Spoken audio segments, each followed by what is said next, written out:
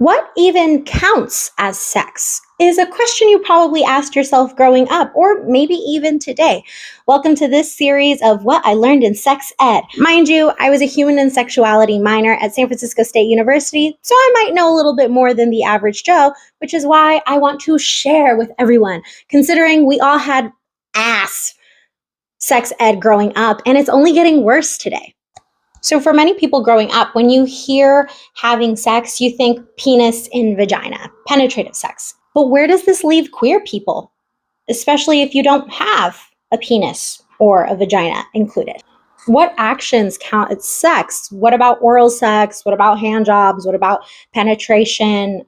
What about stimulation? What about boobs? What about butt? What about all of it? Does it count as sex? Does it not count as sex? What do you mean when you say something counts as sex, and what are you protecting?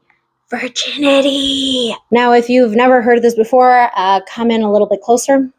Virginity is a social construct. It's not real.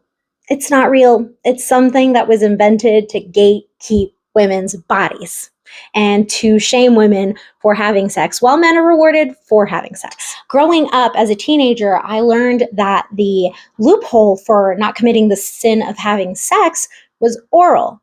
No, we're not having sex. I just gave my boyfriend a blowjob. No, we're not having sex. He just ate me out. No, we're not having sex. We just did hand stuff.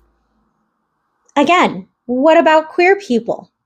Motivation influences sex. And what I mean by that is that in this very binary world, which as a gender fluid person, I can tell you it's not binary, but in this very binary world, men are often rewarded for having sex. It's like, yeah, it's like a rite of passage, like a coming of age to have sex. Where on the other hand, women are slut shamed and stigmatized. So often what counts as sex for men will include more things because they get rewarded for it, whereas what counts as sex for women contains less things because they are going to get slut shamed for it.